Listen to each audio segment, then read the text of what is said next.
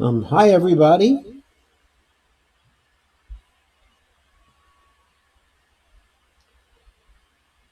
It's me again.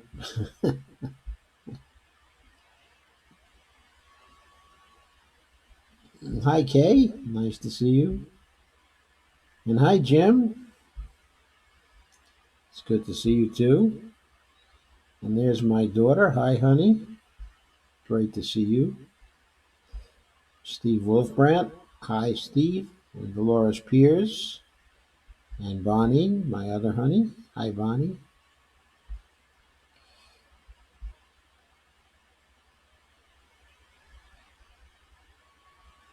And also Jeffrey Denton has joined. Very nice to see you, Jeffrey.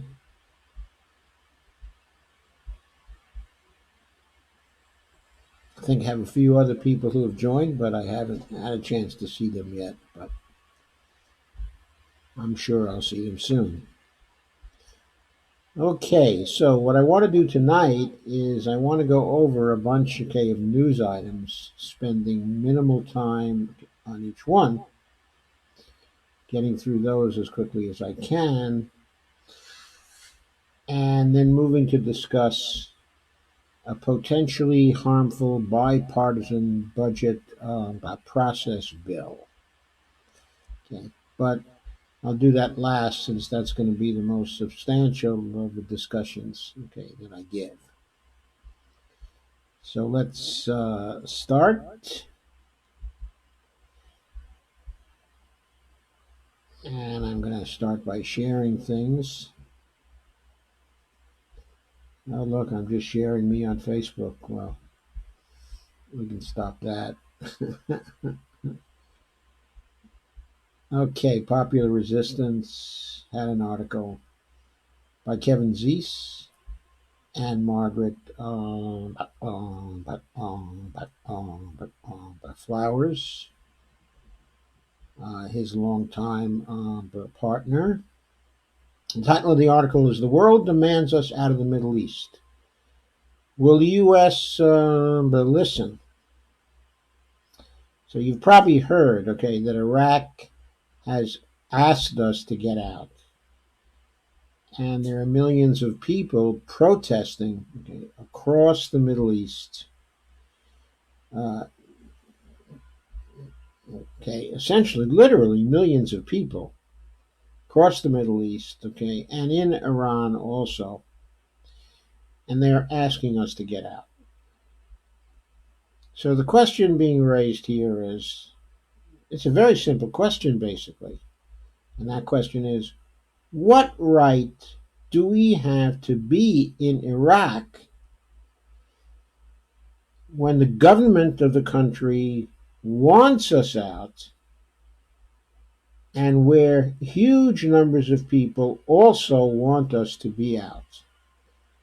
And the question which I want you to entertain, which we can get through very quickly, is um, if we stay there without the consent of the government and without any evidence of the consent of the population,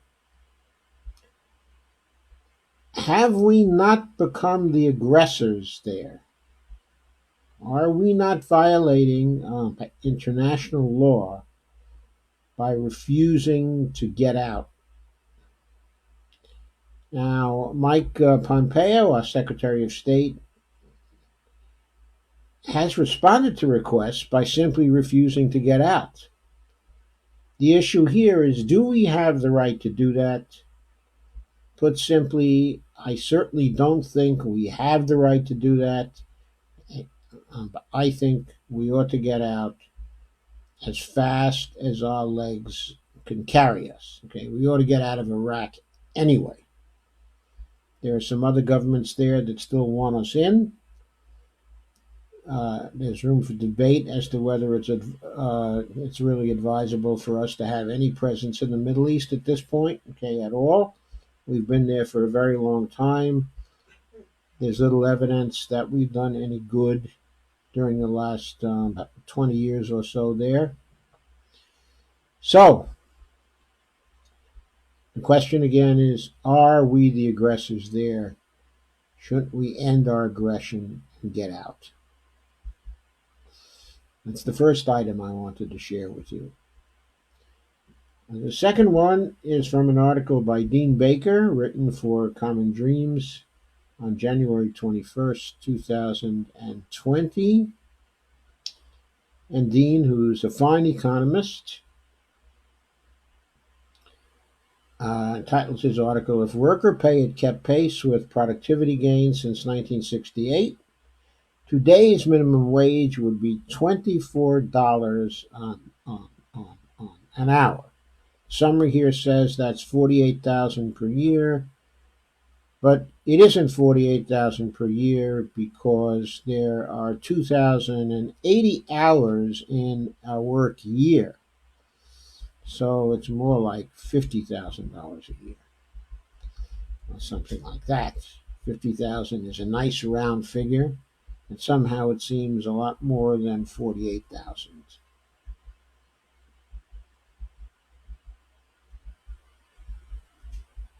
Now, of course, that figure of 24, okay, assumes that the minimum wage would not only keep pace with inflation, but with productivity gains since 1968, okay, as well.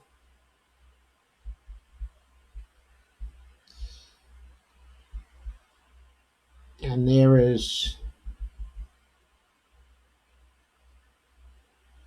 the main point of the article follows the graph, and you can see the graph here. It shows how the minimum wage would have grown if it tracked productivity since 1968 and what it would be worth now in 2020 dollars. And then the light blue line shows where the minimum wage actually is at roughly $7 an hour in 2020. So it should be $17 an hour higher than it is now. And by the way, that is a good deal higher than the $15 an hour that routinely people are now claiming would provide a living wage for people. In other words, a minimum wage, which would be a living wage, is not $15 an hour. It is most probably $24 an hour. And again, this is the main point of the article, quoting Dean. It is worth considering what the world would look like if this were the case. Oh, that is to say, a minimum wage of $24 an hour would mean that a full-time, full-year minimum wage worker would be earning $48,000 a year. That's, as I've said, actually closer to $50,000 a year. And the two minimum wage earning couple would have a family income of $96,000 a year, enough to put them in the top quintile of the current income distribution.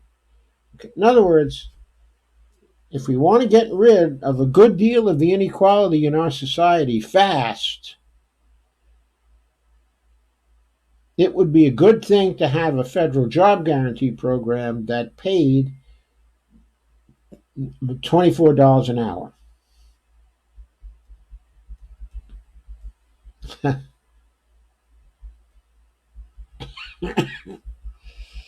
Okay, so I wanted you to see that and to have the link to that article and to read it for yourself.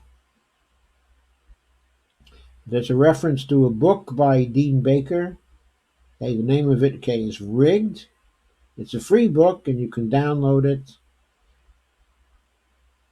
And he describes the sorts of policies we should have.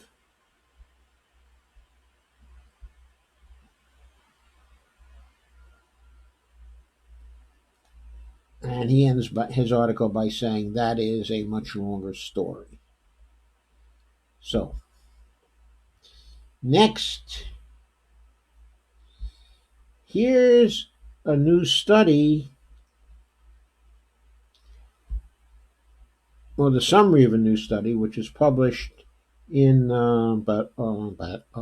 Portside. It was published some time ago. January 12th, 2020, was picked up from Time, and it's by Abigail Adams. Not, of course, the original Abigail Adams, but a quite modern Abigail Adams. Main findings are first, okay, administrative costs now make up about 34% of total healthcare expenditures in the United States. That's twice the percentage Canada spends, according to a new study published on Monday. That's Monday 2 weeks ago, in the Annals of Internal Medicine.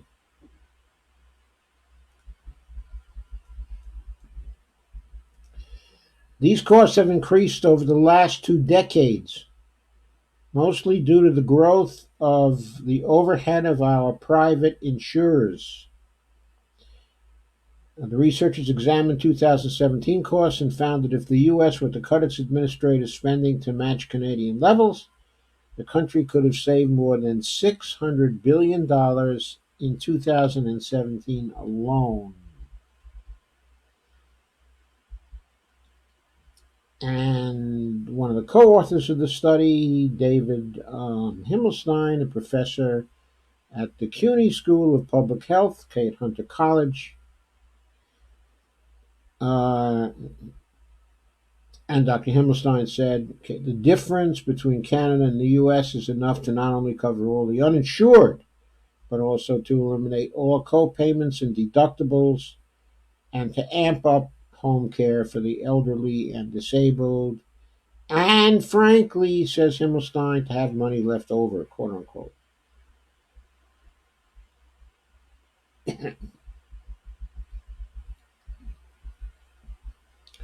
2017, the U.S. administrative costs came out to $812 billion, or $2,497 per person in the U.S., compared with $551 per person in Canada.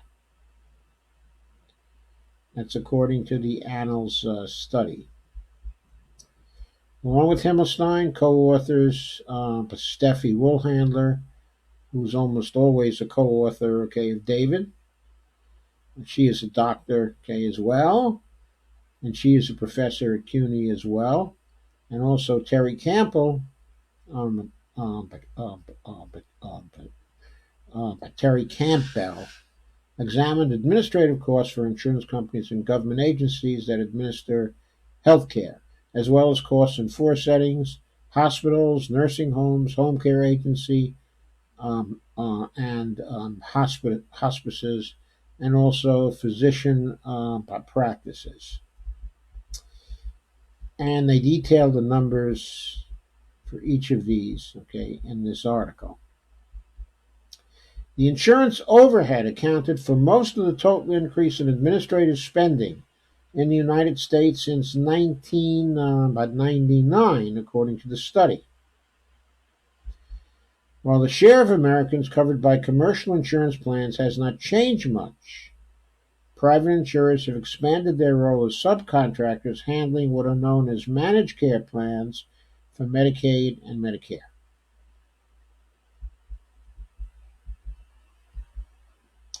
And the point is made, both of these types of plans have higher overhead costs than the publicly the public alternatives.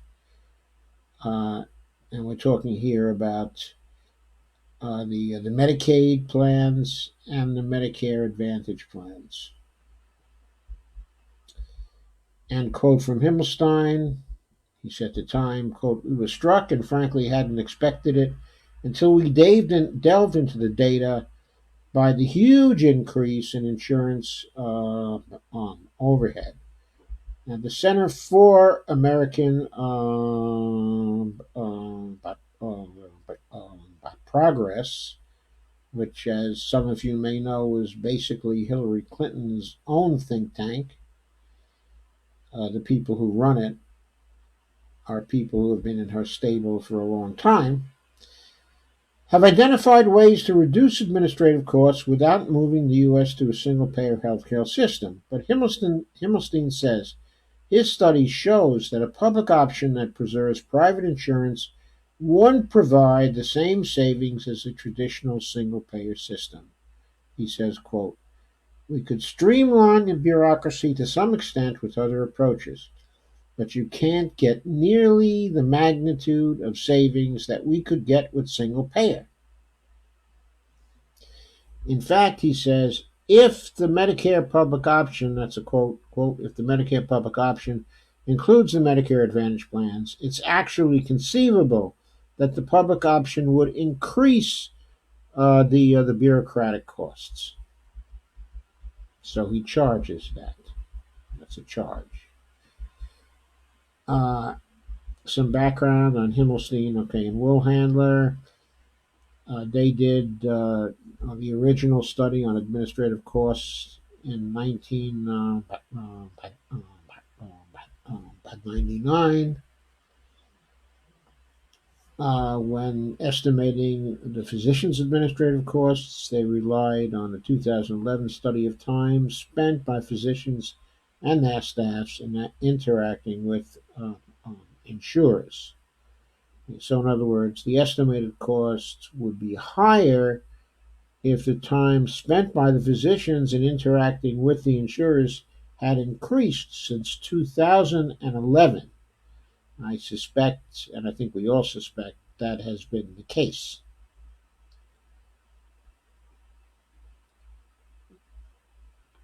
And the study says, Himmelstein says, that while 2017 data was often the latest available, when the people who did the study were conducting it, uh, 2018 health spending numbers have since come out showing further increases in insurance overhead just between 2018 and 2017.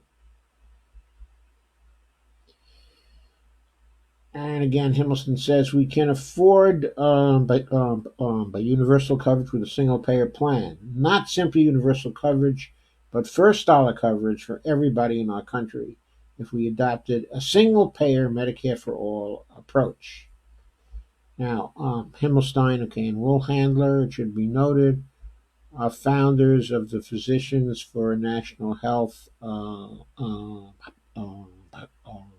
program, the PNHP.org, and they have been lobbying since at least the early 2000s for single payer healthcare. It's clear where they stand, their bias is clear, but that said, they advocate with data from real studies subject to review by their peers, very respectable studies that appear in respectable medical journals.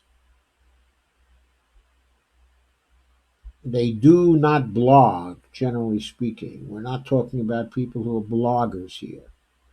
We're talking about people with research money who do significant studies. Now, there was another such study also in which they were recently involved, and that was covered in an article in Common Dreams by Jake Johnson on January 27th, 2020. The title of it is uh, the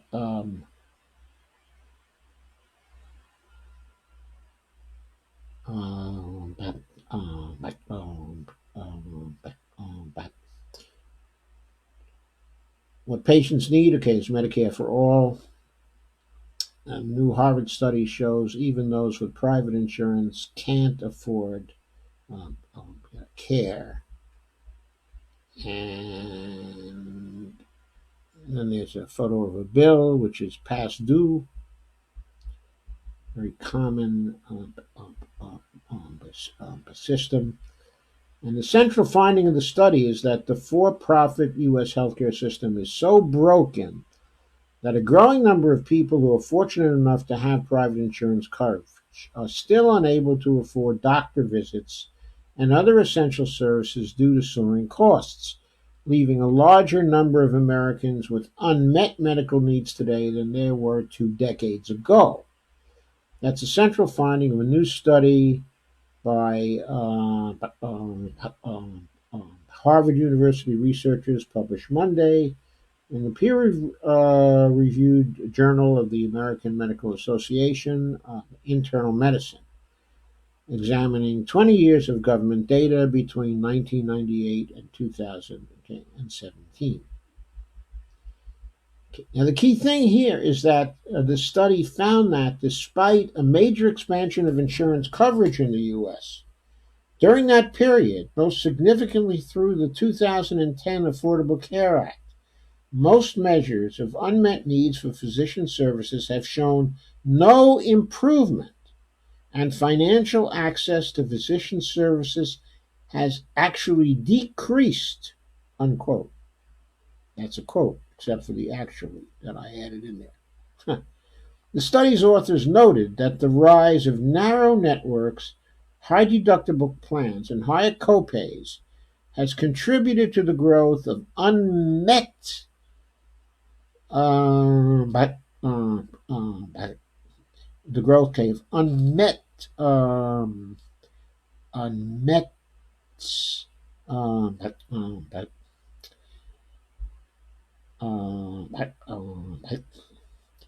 the growth of unmet medical needs in the U.S. since the 1990s. Sorry about that one. Dr. Laura Hawkes, a Harvard Research Fellow who was the lead author of the study, said the research poses fundamental questions about the viability of the private health insurance system at a time when presidential candidates,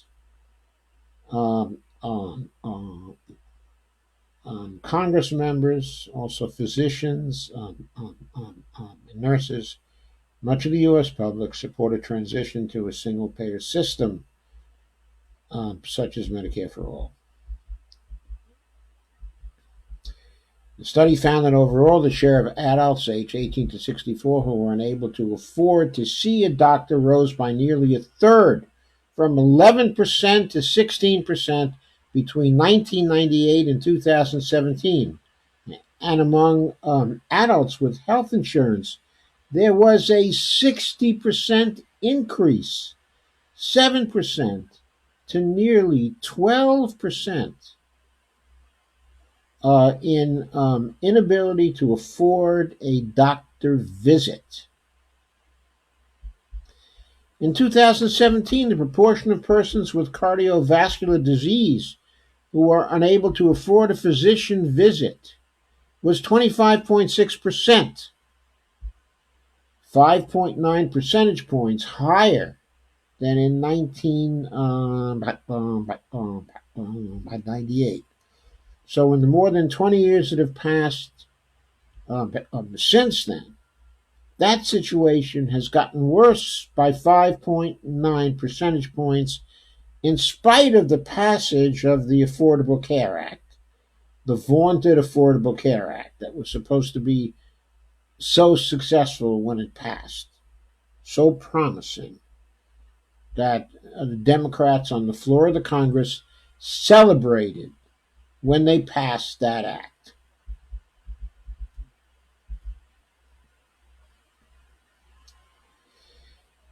And the study's authors also wrote, quote, the current level of unmet health needs in the U.S. that we found far exceed those of similar countries. In Canada, only 1% of adults 45 years or older with a chronic disease reported a cost-related unmet healthcare need, compared with 18.7% of adults with such conditions in their U.S. sample. So Steffi Wohlhandler was a study co-author in this study, as well. David Himmelstein was also a co-author, in this study, though they were not the lead authors, in this instance. Himmelstein said a single payer system like a Medicare for All would meet those standards of covering everyone by providing comprehensive coverage to everyone, including the 30 million people currently without insurance, and eliminating premiums, copays, and also deductibles.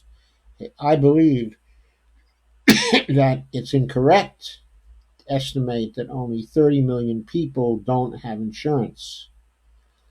Okay, my estimates suggest that it's more like 37 million people, at least, who don't have insurance right now. But anyway, I'm prepared to argue that point. But I think any difference, if it's not 32 million, if it's 32 million, if it's 34 million, or if it's 37 million, the additional amount over 30 million is always significant.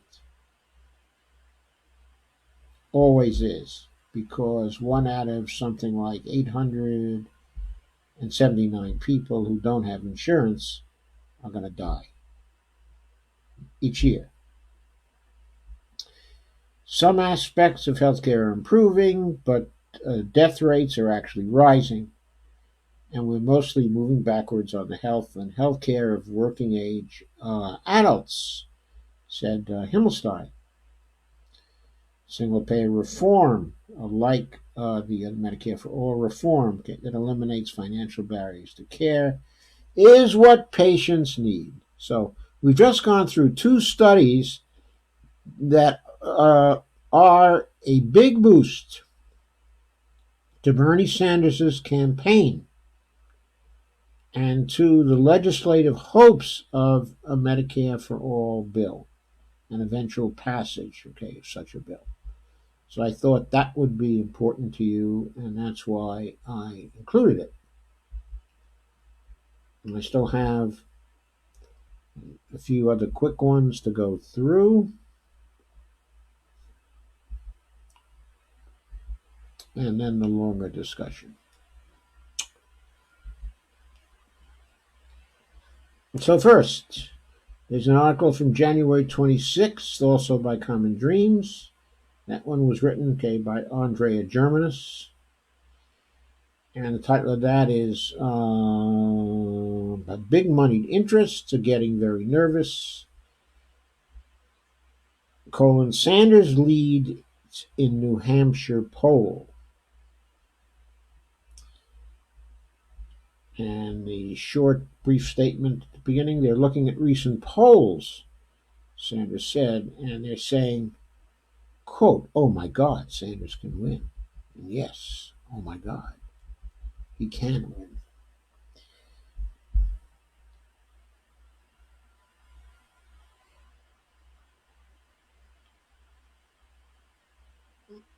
So they mentioned the survey that was released on Sunday. Actually, what they say is on the heels of a survey showing the Vermont senator with a commanding lead, in Iowa.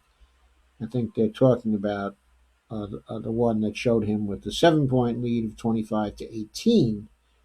A new poll out Sunday shows Bernie Sanders with a 9-point lead in early primary state New Hampshire.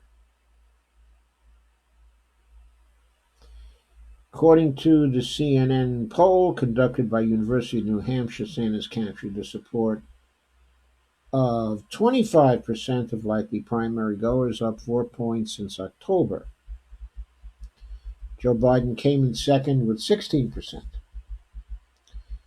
So here are the numbers for that poll. Sanders was 25%, Biden 16%, Mayor Pete 15%, Warren 12%, Klobuchar at 6%, Gabbard at 5%, and Yang at 5%. So a commanding lead for the burn. Sanders has gone from 19% in July to 21% in October to 25% by right now, as you see. So it also mentioned Sanders also came out on top in an um, um, um, an NBC News Marist state poll released on Sunday. That poll showed Bernie Sanders with 22% and Buttigieg with 17%. And that poll had a margin of error of 4.5 percentage points, plus or minus. So Bernie's lead was outside of the margin of error as well in that particular poll. Neither of the polling companies that have just been quoted here are particularly friendly to Bernie, I don't believe, certainly not CNN.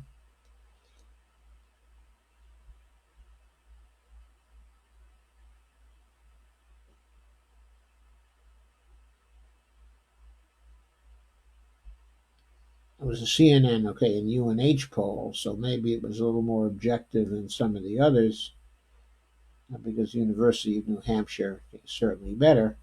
And of course, we all know, okay, that NBC and Marist have historically not been particularly friendly to Bernie Sanders, also. And Lee Mirengoff, the director of the Marist College Institute for Public Opinion, said that Bernie Sanders supporters are also far more enthusiastic about his candidacy than backers of his closest competitors.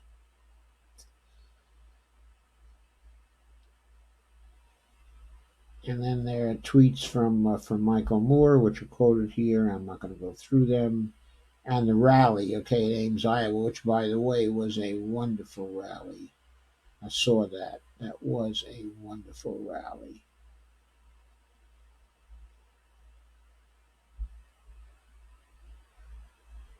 Okay, so that's one thing that's got him nervous.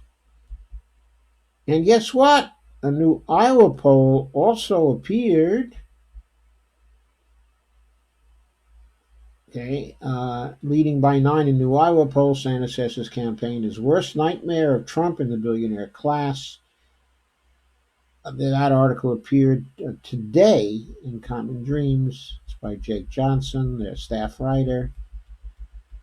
A very good staff writer. And Bernie said, "We are their worst nightmare," he said on Sunday.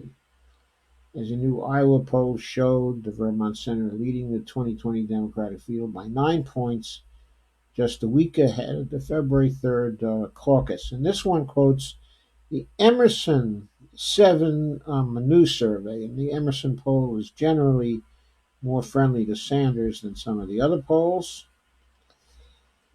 And this one put Bernie at the top of the Democratic pack with 30% support, which they think solidifies his status as a front runner in the state. Former VP Joe Biden polled second with 21%, and Amy Klobuchar gained considerably. She was in third with 13%. And here are the totals for that. 30% for Bernie, 21% for Joe Biden, 13% for Amy Klobuchar, 11% for Warren, and 10% for Mayor Pete. So both clearly slipping from what we've seen before. Tom Steyer had 5, Andrew Yang had 5, and Tulsi Gabbard had 5. So Gabbard is even with Steyer and Yang. Now, in the Iowa caucuses, we have to remember, if you don't get 15 points, then you, in the first round of the caucus, if you don't get 15% of the tally, then you're out of consideration for delegates. You don't get any delegates. This would put everybody out, according to these figures, except for Bernie Sanders and Joe Biden. And that would mean that in the second round of the caucus, Biden and Sanders would be attempting to convince the Klobuchar caucuses, the Warren caucuses, the the Buttigieg caucusers, the Steyer caucusers, the Yang caucusers, and the Gabbard caucusers to shift over to Bernie. I believe the Steyer caucusers are likely to be more friendly to Bernie than to Biden. Uh, okay, I also think that some of the Yang supporters would also be more friendly to Bernie, but I think also some of the Yang supporters would probably go home because they're just uh, don't really care for anybody except for Yang. But I think the Tulsi supporters, in large numbers, would shift over to Bernie. Okay, so anyway, I think there's a potential for Bernie to gain 12 points, okay, from those others, and maybe 6 points, okay, from Warren. So I think there's a potential for him to gain as much as 18 points in the second round.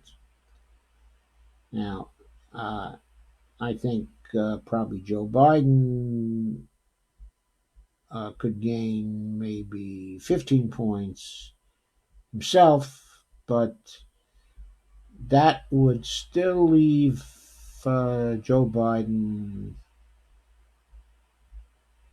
considerably far behind, okay, where Bernie is. Even if that happens in the second round. But basically, figures like this would narrow the race coming out of Iowa. In other words, the only people to get any delegates in Iowa would be Bernie and Biden. And if things are done fairly, of course, the majority of delegates to come out of Iowa should go to Bernie. Now, of course, it's possible Joe Biden is going to slip some more between now and the caucuses. And then it looks like from the current trends that it's going to be Klobuchar who's going to gain and go over 15 points, in which case the only people with delegates coming out of Iowa would be Bernie and Amy Klobuchar. I don't think that Warren is in a position to gain 4 points. We could be surprised, but we'll see. And we also don't know quite how accurate this particular poll is. It has a plus or minus a 4.6% on it. Because the sample is fairly small, it's only an N of 450.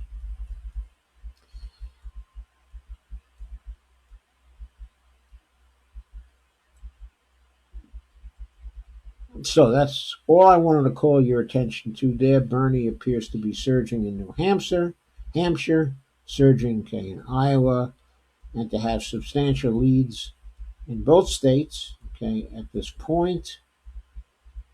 And of course, he's got the great campaigners for him in Iowa, Alexandria Ocasio-Cortez and Michael Moore, and a number of others. And I don't know who's going to be in Iowa this week. I look for Nina Turner to be there in Iowa, and I look for Michael Moore and AOC to stay around. I look for them to stay around. So I think there are going to be some great shows in Iowa this week, even though Bernie isn't able to get there. I mean, those shows have entertainment value. I was watching them over the weekend, and they were entertaining. They were worth watching just for the entertainment, in my view.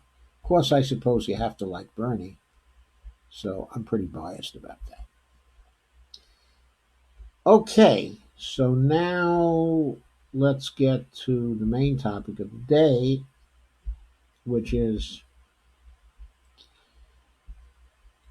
it's a bill which has been introduced into the Senate and supported in the Budget Committee.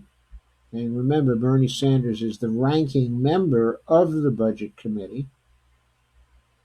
But The bill has been sponsored in the Budget Committee by the chairperson, okay, who's Mike Enzi, okay, of Utah, who's also retiring after this year. In other words, this is his final year. He's announced that he's going to retire. Uh, and he's been working to introduce and support that bill with the senior Democrat, Sheldon Whitehouse, who characterizes himself as a progressive and sometimes talks like one, but he is one of the formulators of this bill. He actually crafted it, okay, and it proposes a new budget process in the Senate. The NZ White House bill, uh, Senate Bill 2765,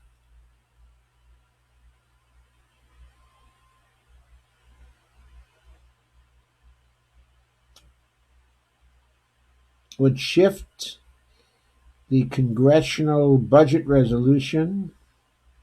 You can see it better now. I will also make the type larger for you.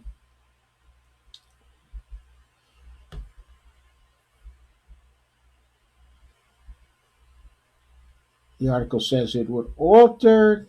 Oh, I should mention. This article was written by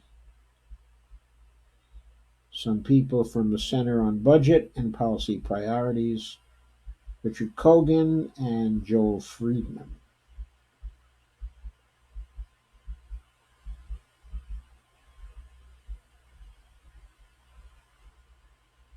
It would alter the budget process in highly problematic ways, according to the article. It says, although the bill includes some positive elements, it also includes a significant landmine, a requirement that Congress craft and consider deficit reduction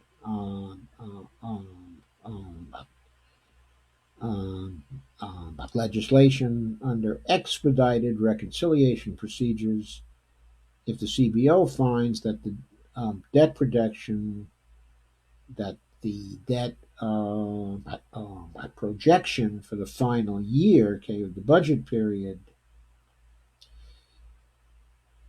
that the resolution covers is higher than that reflected in the budget resolution itself. So to explain this, it envisions a 2-year period when a new Congress comes into session. That Congress gets to specify a budget.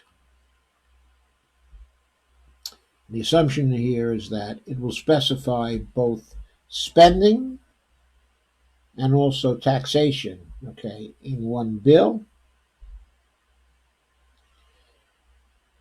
Okay, and then the CBO will score that bill and will project what the deficits will be under that bill for the first year, okay, and also for the second year.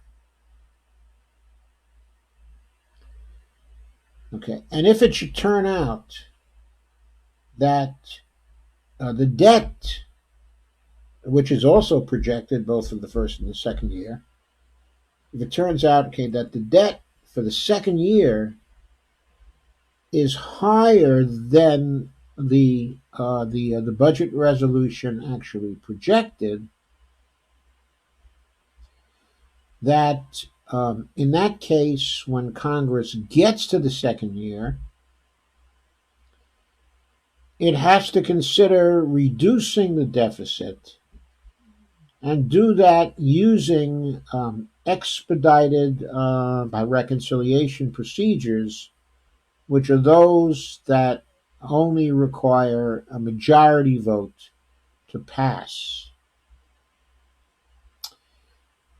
The authors say that history shows that such a CBO finding would very likely occur and would drive deep cuts in mandatory programs such as Medicare, Medicaid, health insurance subsidies, SNAP, and supplemental security on income, and at a time when the economy is weak, thus making the economy still weaker. That's an important quote, okay, from the article. Now, I want you to notice one point here. Okay, this does not in any way take into account how much money is in the Social Security Trust Fund. Okay, it would still be the case. I should say Social Security. It doesn't take into account how much money is in the Medicare Trust Fund.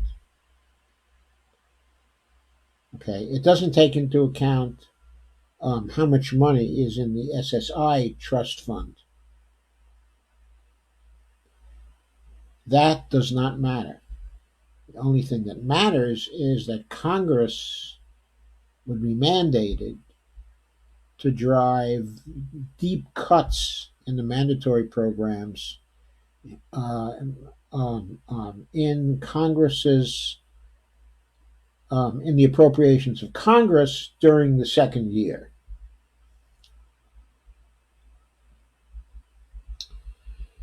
So it goes on to say that the period, okay, the budget resolution would be 2 years,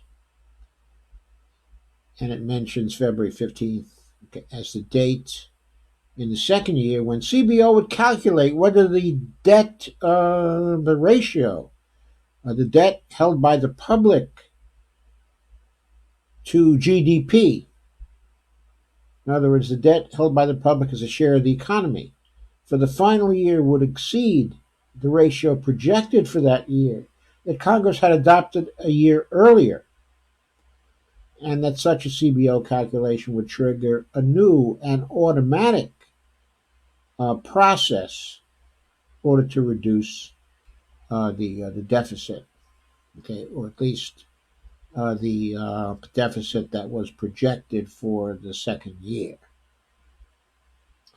Now, the authors point out this has a number, okay, of major flaws, and okay, it certainly does. But what you should note is that the issue, the measure that will be used to trigger the reconciliation process, would be the debt to GDP ratio that is projected for the final year. Okay. It's a 2 year process. Now, during the first year, they would be able to put in a budget resolution that would be able to project however large a debt to GDP ratio they wanted to. There are no limits on what they can do in the first year. Okay, but also they have to project what the debt to GDP ratio would be in the second year, for the second year. And it's that particular projection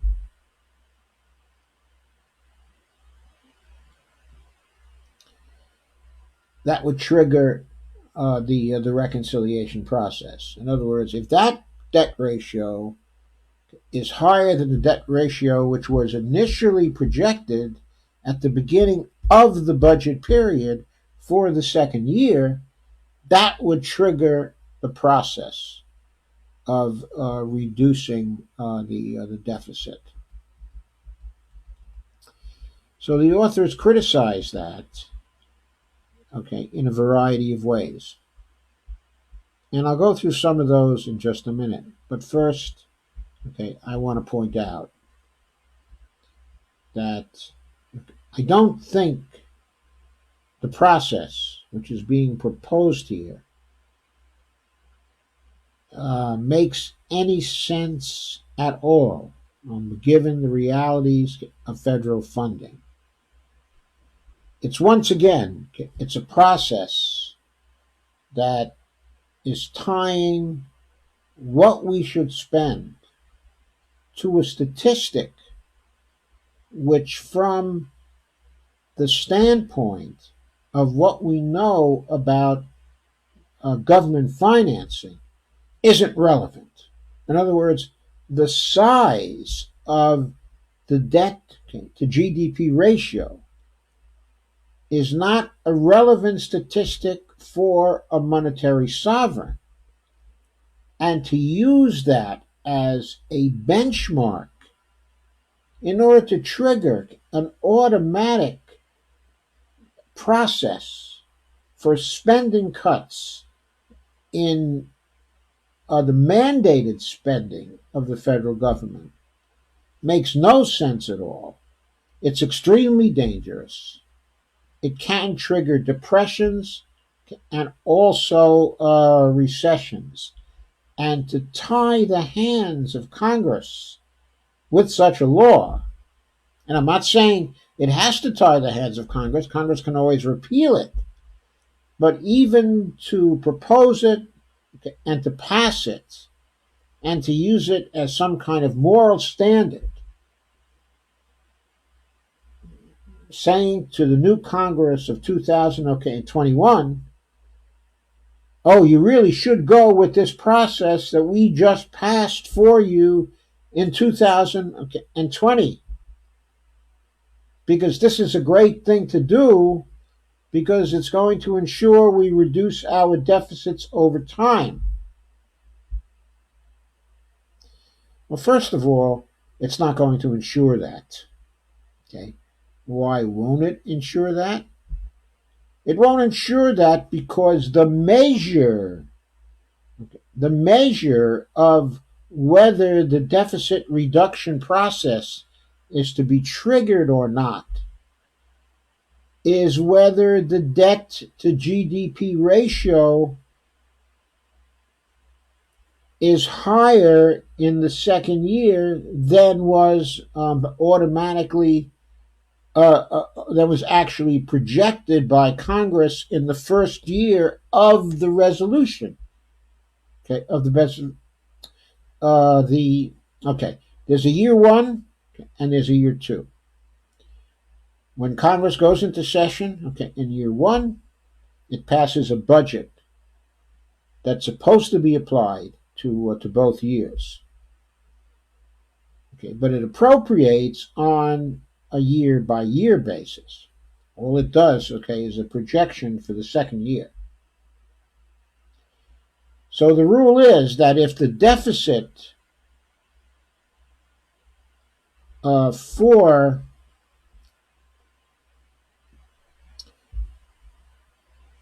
the second year that is projected at the start of the second year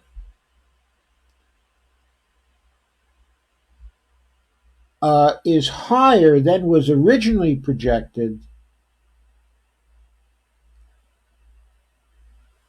then, wait a minute, I got myself all garbled here. Okay, what I meant to say is, if the debt to GDP ratio, which is projected for the second year, considering the results of the first year, is greater than the original projection for the debt to GDP ratio for the second year, then that discrepancy is to trigger the cuts. Okay, but what I'm saying is it doesn't even accomplish its purpose.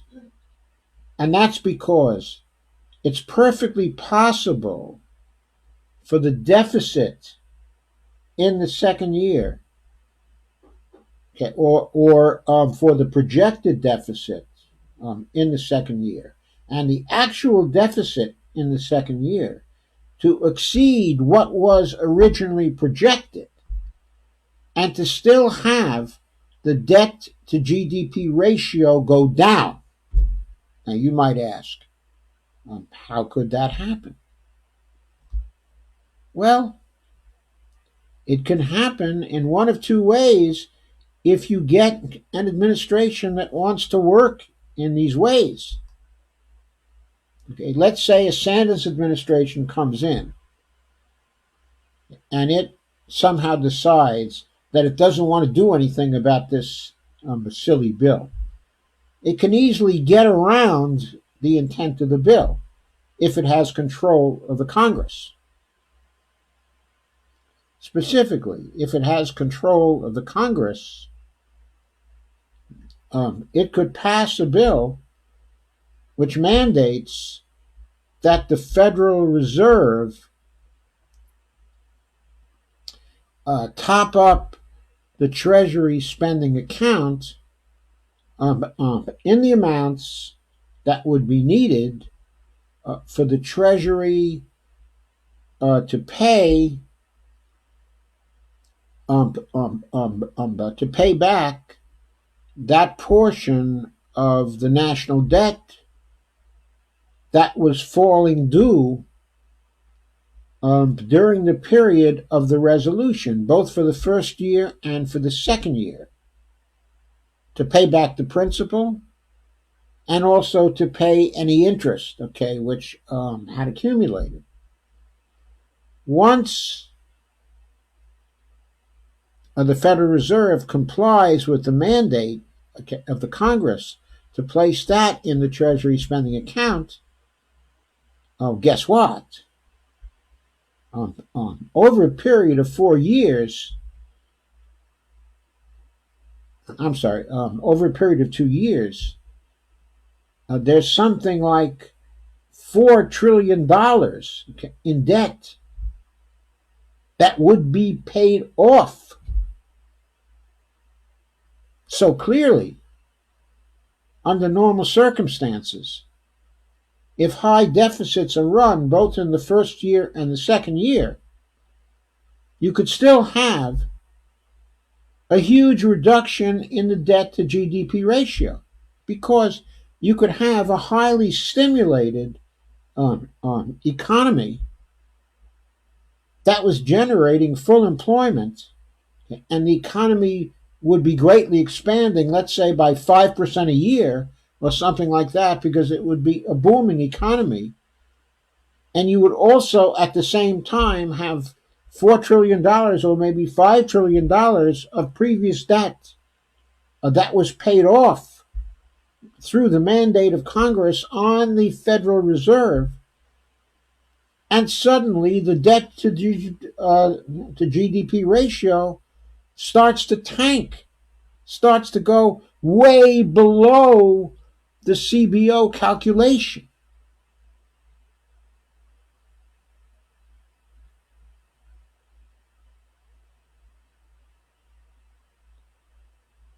So, if that happened during the first year, then by February 15th of the second year, there would be a result that the debt, to GDP ratio had fallen low at the beginning of the second year. So when Congress gets together on February 15th, of course, CBO calculation is going to be that what they're going to do, is project an even lower deficit for the second year, way below the original targets. So the deficit spending wouldn't have been controlled by that at all. Now, not that I'm saying we ought to control the deficit spending,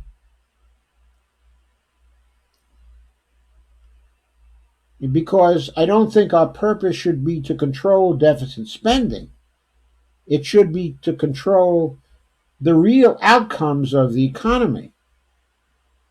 Like we want a full employment economy. We want price stability in the economy. We want to have a reduction in inequality in the economy. We want to have a more sustainable economy, which is meeting the climate emergency. We want to have an economy where the elderly are more secure. There are all kinds of real outcomes that we want that ought to be measuring the success of the economy. That the amount of deficit spending we do and the debt, to GDP ratio are not measures that count, for any of that. Anyway, the authors have their criticisms as well. They're not the same, as my criticism. What my criticism is, this is all nonsense, as I tried to show. And what should be done is to decouple the spending process from the taxing process. What Congress ought to do, at the start of a budget period is to decide what it wants to spend and for what particular public purposes it wants to spend. And that should be the spending budget. Now, the taxing end of things should be separately considered, where taxing is seen as one of the primary methods of draining excess money out of the economy to control inflation. And the level of taxation and the kind of taxation which we have should be governed by that consideration and also by the consideration of getting a more equal economy, both in terms of income and in terms, of wealth. So those two goals are really important. There are some other goals important for taxing, as well. But what is not important when it comes to taxing, is to create some revenue that is needed to pay for things. Because tax revenue, in the end, doesn't really pay for federal spending. What pays for federal spending is the topping up of the Treasury spending account by the Federal Reserve in light of the appropriations, of Congress and the actions of the executive branch to trigger the Federal Reserve's processes of topping up the Treasury spending account. And I won't go into those things, in detail here. I want to point out that there are a lot of considerations that the authors make here. They say it likely would drive the public debate toward hitting an ever-moving debt to GDP ratio figure and away from using the budget to address key national issues. Of course, I entirely agree with that. It's also what I just said, in a certain way. But then they say, and most worrisome, the new automatic deficit reduction process would likely increase the chances that policymakers would make the budget cuts, thus imposing austerity at times when the economy is weak or in a recession. Yes, I think that's a danger, given that the assumption here is that the politics surrounding this would be very much the same as it is now. With the Congress we have now, with the president, that we have now, this kind of thing plays directly into the hands of the rightists, directly into the hands of the Republicans, because the kind of automatic process, that's envisioned here would likely increase the chances that Congress people would be making budget cuts, thus imposing austerity in a very damaging way. Okay, I certainly agree with that. But we also have to remember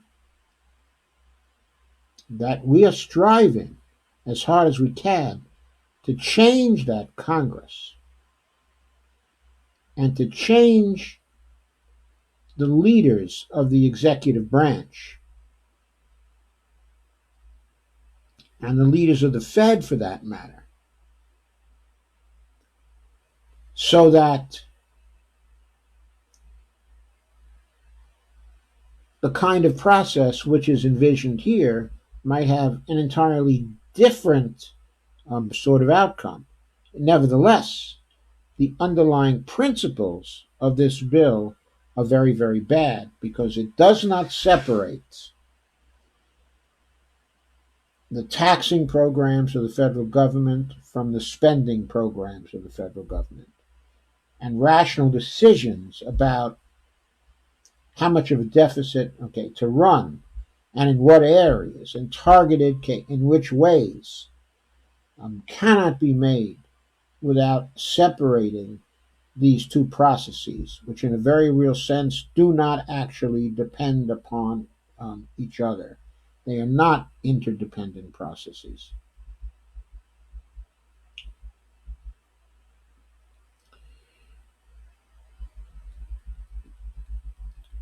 The article also mentions some elements of the NZ White House could prove helpful, most notably a provision that could reduce dangerous brinksmanship around raising the statutory debt limit. The bill actually provides that if Congress agrees to such a resolution, then legislation raising the debt limit to the level in that resolution would be deemed to have passed Congress and go directly to the president, avoiding House and Senate votes solely on the debt limit. So that, of course, would be a good idea because a lot of the fiscal crises we've been having in the last 10 years or so are due to the fact that there hasn't been a procedure for raising the debt limit except for the people in Congress to fight over that, which creates an atmosphere in which, in order to get bipartisan agreement, you have to cut very useful programs, of various kinds. So this procedure is known, as the Gebhardt procedure, after a Democrat who used to be the majority leader. In the House. And this correctly says, this provision would substantially reduce the risks of a harmful federal default and of artificial crises in which a minority threatened to force a default to obtain concessions, and other issues. But now the article makes a very, very good and pregnant statement. An even better approach would be to repeal the debt limit, or as a fallback, to suspend the debt limit while an approved budget by resolution is in effect. That's quite true. That is the better solution. So this silly bill, while it provides a solution to that debt ceiling crisis problem, it does so at a very heavy cost, with a very dangerous thing involved, specifically the automatic process of having to reduce the federal spending in the second year, when that may not be an opportune time to reduce either federal spending or the deficit. But of course, completely outside of the framework of this bill, a very simple thing would be to repeal the debt limit altogether, or to suspend it while the resolution is in effect. So those things could be done. They're very simple to do. They could be done, okay, in the afternoon if Congress wasn't so political, or if Congress people had more guts. Of course, they don't. That's why they turn to gimmicks like this.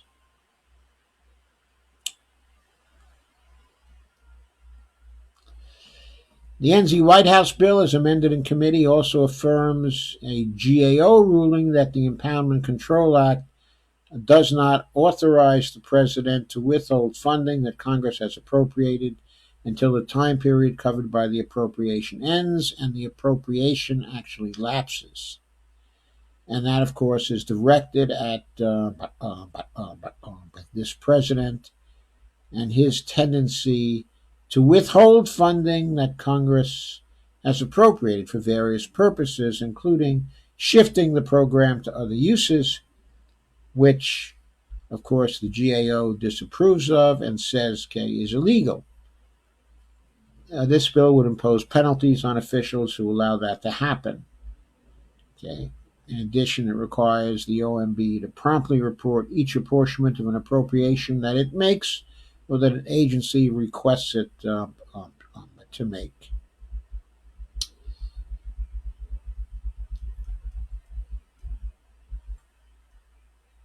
So the authors also make the point that the reconciliation process should not be tied to uncertain projections in the budget, and that's, of course, completely right. They are uncertain. We know they're uncertain because when CBO makes a projection for one fiscal year, right when it's into the fiscal year, okay, the fiscal year starts in October. CBO makes a projection for that fiscal year in January. In January, 3 months in, it makes a projection for the fiscal year. And you know what? That projection doesn't hold for the rest of the fiscal year, even 3 months in. They have to do another one in May or June in order to get closer. The fiscal year ends at the end of September. They can't even be accurate from June to September. How can they be accurate from the beginning of a congressional session to February 15th of the next fiscal year? The answer is there is no way.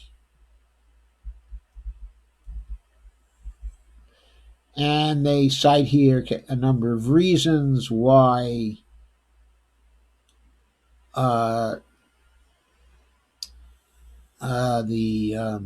CBO projections might be off.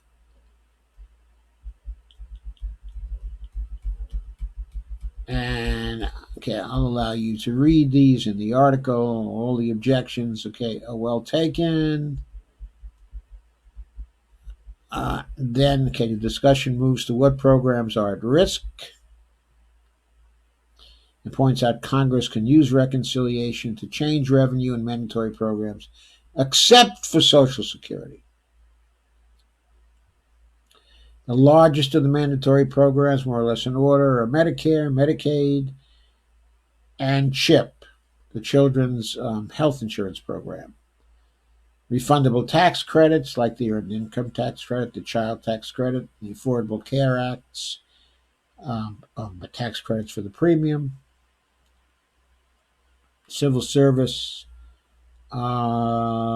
retirement payments, veterans compensation and pensions, SNAP, okay, just hit at the poor any way you can, okay, and military, pensions, and SSI, and family support, and foster care, and farm supports, and crop insurance, and child by nutrition.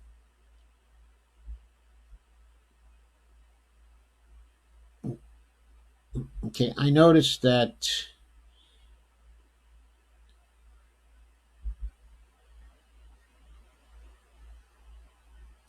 so those are the mandatory programs that would be on the chopping block in certain situations, but as I emphasized, not in all situations.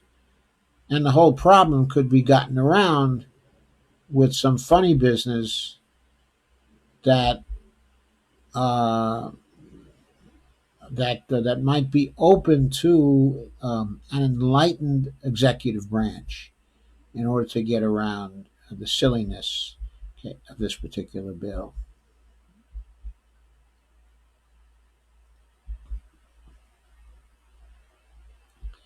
And more political factors are mentioned as we go through the article.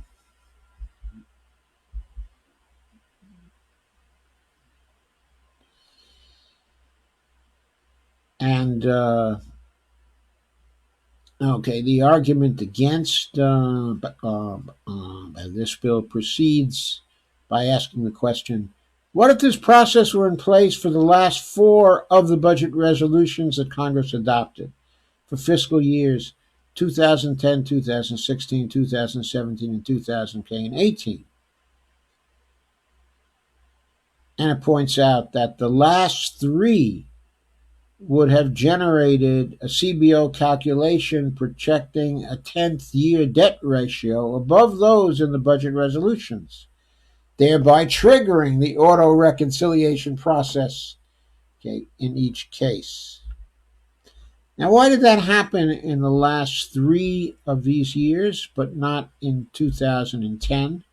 Okay, not for 2010. Because in 2010, we were just getting out of the recession, and the Obama administration had planned very large deficits for 2009 and 2010.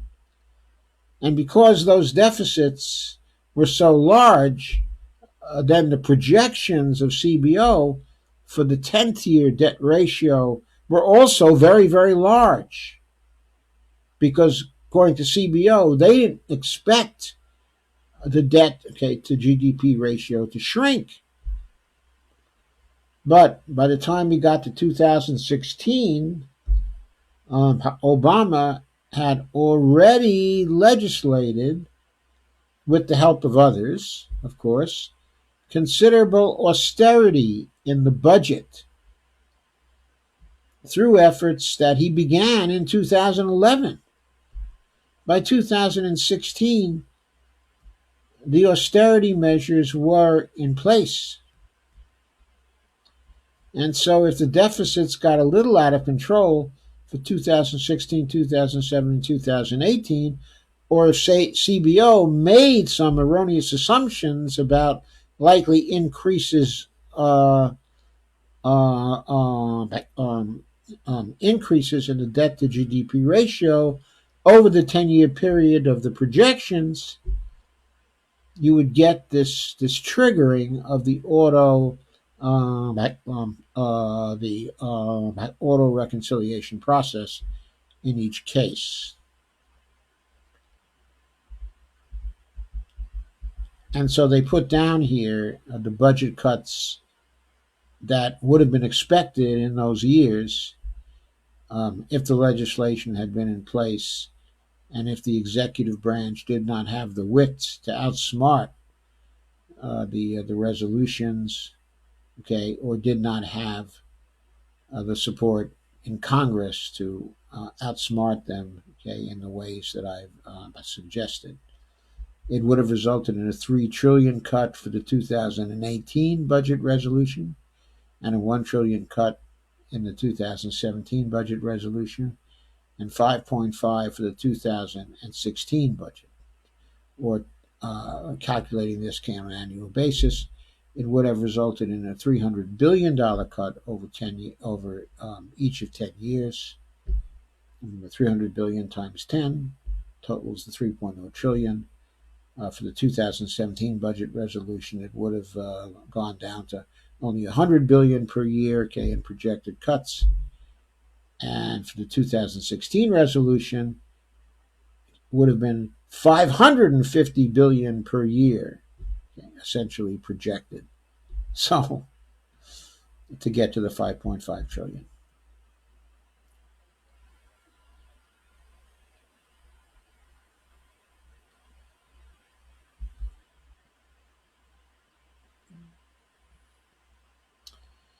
So it says the 2018 budget resolution is particularly instructive.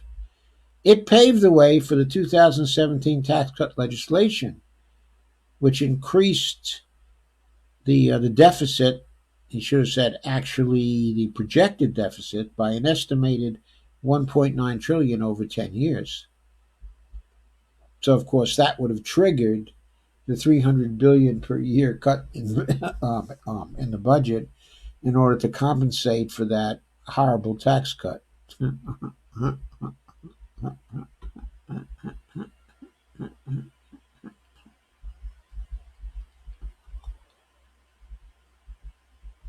So there would have been ruinous cuts. They would have been tied to those tax cuts, okay, immediately. And guess what would have happened? Since there would have been such substantial cuts within the federal budget, that would have caused the economy to slow down even more and would have added to the woes of the Republicans in the 2018 elections. It would have been even more of a Democratic sweep than it became. So that wouldn't have worked out well for the Republicans.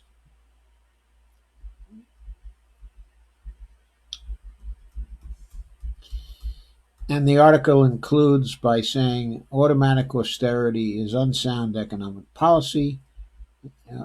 I could not agree more. And of course, I go further because I point out, sorry, that was a mistake.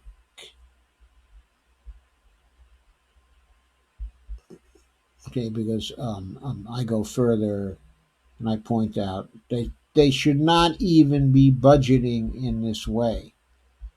They should be authorizing the spending that's needed to get the results for the economy they would like to get. And then they should figure out what kinds of taxation we need targeted in which particular ways would best control inflation and decrease inequality in the economy, and also pursue other goals that are important for the public purpose. So that's just a bad way to manage things. So then a further criticism of the authors, the new process strengthens the budget committee at the expense of the other committees of Congress. Yes, it would. It would greatly increase the power of the budget committee to do harm. And so that won't be very good. And I think the authors are, again, dead right. The question of what sound of what is sound budget policy should not be driven by a presumption that austerity is always the right answer, nor by a mechanical calculation that could trigger austerity at the wrong time in an economic cycle. It should not be driven by uncertain projections of a moving target. They may not indicate whether Congress is actually adhering to the budget policies it has set for itself.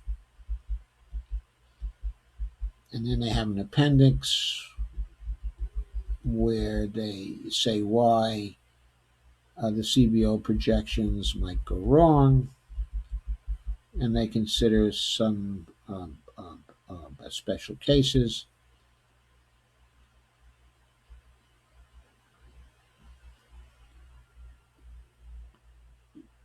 It says, for example, suppose, for example, the Treasury Department borrows more money solely to build up its cash reserves that have fallen dangerously low, threatening its ability to pay federal bills on time. In that case, the federal government's financial position would be unchanged. The debt would be higher, but the increase in debt would be offset dollar for dollar by an increase in cash. And the additional borrowing would not show up on the federal books either as an increase in spending or an increase in deficits. So He says sometimes an increase in debt doesn't reflect any deterioration in the government's financial position. So he's saying, okay, in order to do what they want to do, the debt, okay, to GDP ratio is the wrong target. They should be targeting the deficits because they're looking at the financial position of the government in terms of the size of the deficit and the cumulative deficit, which is not the same as the debt, okay, and the debt to GDP ratio. And all that's true, but of course, we shouldn't be targeting the deficit either. Then they look more closely at the example of student loans,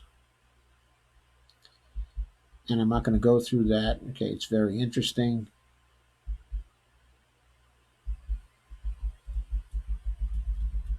But this is a very well done article, except in the sense that it doesn't contradict the basic premise that the budget resolution should include both the spending and the taxation. That those things should be done at once. That is not necessary. Okay, it is bad procedure. Uh, it misunderstands what the purpose of spending is and what the purposes, okay, of taxing are. And so I will close on that note and move to consider your comments. I'll remind you to please share, like, and subscribe when this goes up, okay, on YouTube, and like it on Facebook and share it on Facebook, of course. And please become a patron at www.patreon.com/Joe_Firestone. And thank you very much for any help that you can give to this indispensable live stream series. Thank you. And so,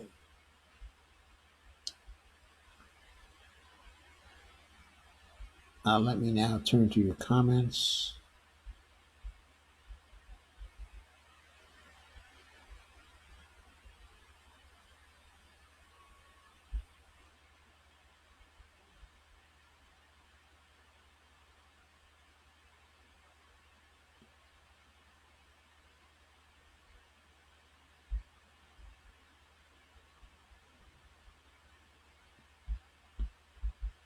So Dale and Russell have joined.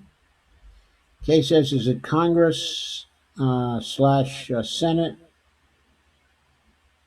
the House and the Senate can has to pass a raise in the wage. Okay. Evelina says 24 an hour. Just imagine that. Steve says in Los Angeles you will need 24 per hour to live with any kind, okay, of dignity. Yeah, that's why people need 2 or 3 jobs, okay, in Los Angeles. In fact, it's not easy to live for people who are making more than 100,000 a year. Even it isn't easy, okay, in Los Angeles. There are lots of troubles, okay, with budgeting, even at a 6-figure level. Okay, Evelina says it's true just about anywhere. I wouldn't say anywhere, but it's certainly true in San Francisco. It's probably true in some places in Oregon. It's probably true in Seattle. It's probably true. I'm sure it's true in New York. Sure, it's true in Boston. I think in most of the major cities of the United States, that's probably true now, except in the Midwest, maybe.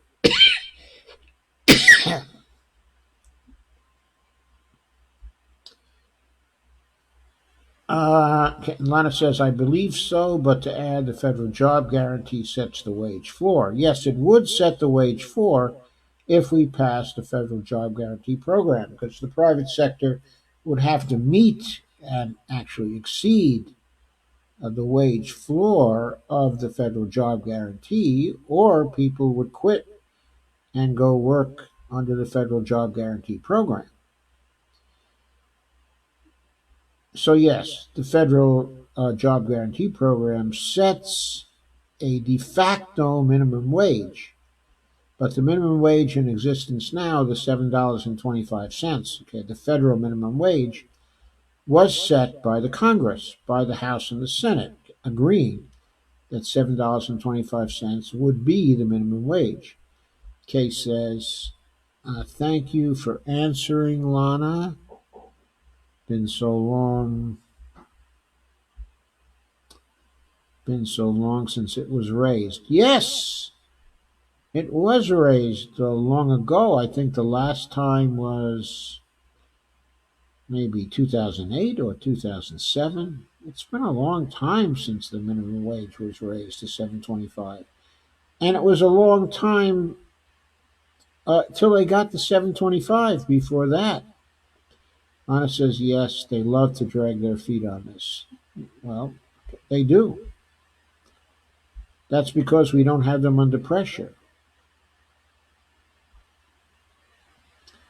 And Lana says, I just thought how cruel that is when coupled with the Nehru policy. That's the non accelerating inflation rate of unemployment policy, which means that the Federal Reserve tries to repress employment. Thank you, honey. Tries to repress employment, okay, by raising interest rates anytime the labor market gets too hot. And what do they use to measure whether the labor market is getting too hot? Whether wages are rising.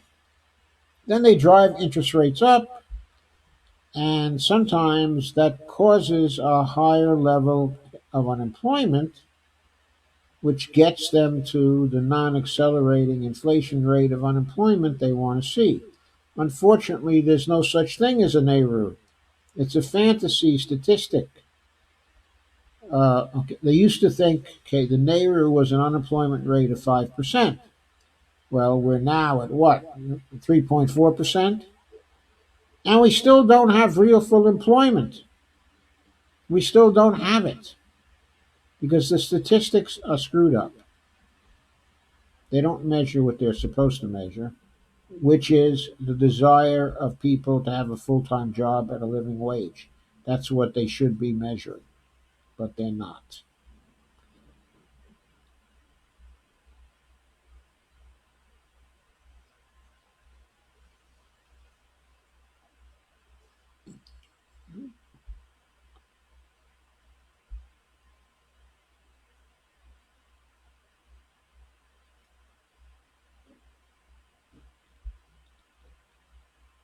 Sorry, I'm still scrolling up trying to get to where your comments started,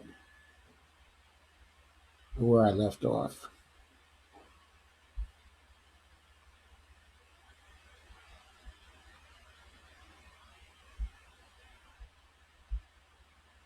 It looks like you got a lot of good comments here tonight.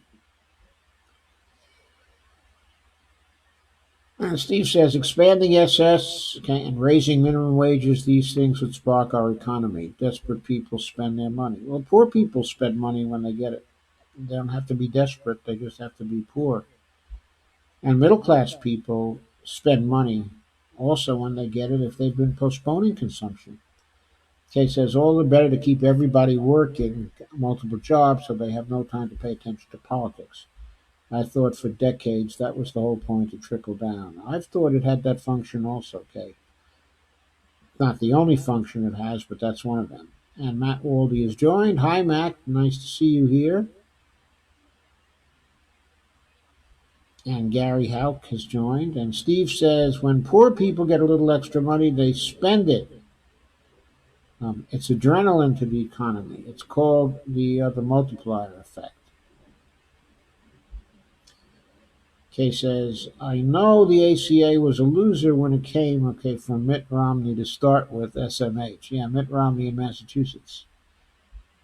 And the Heritage Foundation. came from the Heritage Foundation. It was a plan formulated by the Heritage Foundation, one of the foundations that at one time or another was funded by the Koch brothers. Why do pundits think that Bernie will not do well in South Carolina? Because the pundits actually project the future based on the past. And they're looking at the past and tells them that Bernie won't be able to break through the block, okay, of people in the South, but primarily black voters who are very familiar with Joe Biden, but have very low information about Bernie Sanders and what he would do for them. As Kay points out, though, the younger voters in the South seem to love Bernie, and he's been gaining among them. And the South Carolina primary is still 4 weeks away. So there is time for Bernie to break the hold that Joe Biden has on many of the black voters in South Carolina. And I suspect he will do a lot better in South Carolina than people are expecting him to do. Steve says, yes, Bernie's leading, but Tom Perez just stepped the convention committee with John Podesta and other evil Berniators. The fix is in. The potential for a fix is in, but they may not be able to fix it. We have to wait and see. I'm sure the Bernie campaign has various things it's planning to do in case a fix is occurring. Rick Maynard is here and wishes everyone a good evening. Rick says, still working on editing, but damn trucks starting running the hazardous dirt to New Hampshire. The hazardous dirt? I'm not sure I understand. Kay says, yes, Steve and I shared a news report from Harlan's Media today that said Iowa DNC is trying to add a phone app to the caucus so they can manipulate the outcome. I don't think they're going to have time to put that in. It's too close to the primary.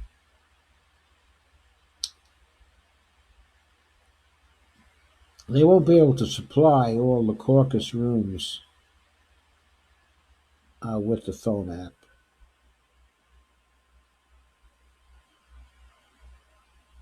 And Rick says he's first edit. What the frack is going on?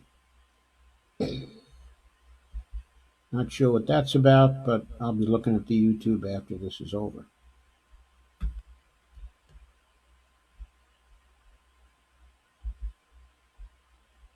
Don't have time to look at it now.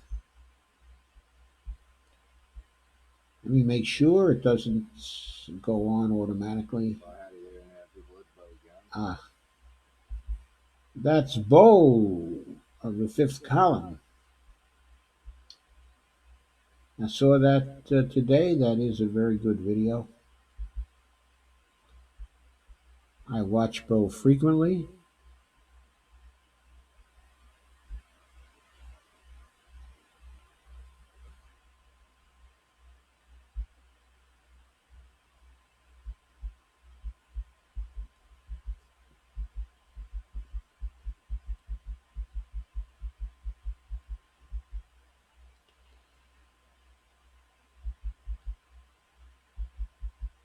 Bernie needs a blowout in Iowa, Steve says. I think he'll get it. I think so too. I think in the end he'll win Iowa by 15 points in the caucus. It won't even be 9. I think it's going to go up to 15. Russ says, if Bernie gets shafted again at the convention, I saw a number saying only 53% of the voters would vote for Biden or any other candidate other than Bernie. I'm in the 53%. Okay? I'm in the 53%. Relative to the likelihood of our survival, if anybody else gets the nomination of the Democratic Party. Okay, I would say that that greatly lowers the probability of our survival. Maybe close to as much as having Trump continue in the office. I mean, after all, if Trump continues in the office, maybe we could get him impeached. I don't know. At some point, we might be able to get him impeached. It might become too much for people to handle. But the basic point is, the basic point is, the need for a third party, an alternative to the Democrats, right now will become fully apparent if they rig it again, okay, against Bernie. And there will be a stampede to such a third party. And there will be third party shells already out there that our people can join.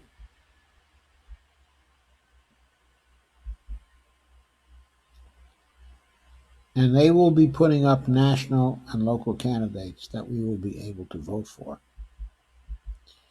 Steve says you can count me among them. Kay says I won't have done the lesser of two evils way too many times. I won't have done the lesser of two way too many times in my life.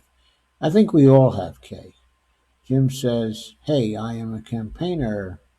Laugh out loud. And Randy Hedgebeth has joined. And Rick says they're going to try and F him out of it. Loaded DNC committees with Hillbots and Barney Frank people are all anti-Bernie. And Steve Wolfbrand says, I can't believe that that Pizzagate Pato is still active, okay, in the DNC. John Podesta, okay, I want to puke. Well, he'll be active as long as the head of the DNC, okay, appoints him. I think we've got to do, what we have to do is to somehow get rid of the idea that the DNC is the Democratic Party. I'm not sure how we do that. Maybe what we do is shut down the DNC so it can't operate and then show people that is not at all a Democratic Party. Kay says if they do that, we'll lose again. SMH, another 4 years of fascist USA. Ain't that a sad damn statement from them? SMH, but it is true, it seems. Yesterday was a very gloomy morning in LA. Not heavy fog, but the coastal valleys close to Malibu get heavy fog off the ocean. Helicopter pilot got lost in the fog and hit a cliff. My city is very sad. Rest in peace, Kobe and Gigi and all aboard. And Kay Clark has joined. Yeah, I think everybody is sad about Kobe. I think it goes all across the United States and beyond. It's always sad when you have such an untimely death, okay, through accident. And the fact that his daughter was involved too, that's terrible. Kay says, Knight Russell, I won't be far behind you. Oh, Russell got to hit the sack. Long day and long week coming up. See you all again soon. Steve says, good night. Cheyenne has joined. Kay says, the whole world is way over austerity. France is pretty much shut down and has been for weeks. Time for Americans to take to the streets, too. Long past time for Americans to take to the streets. Kay says, hey, Cheyenne. And Steve says,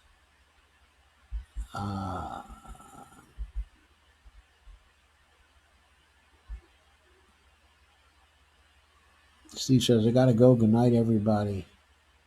Kay says, night, Steve. And Steve Gonzo says, Savage Joy's reporting on Iowa shenanigans.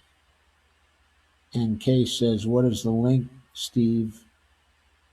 Kay says, a People's Party. A People's Party, yeah.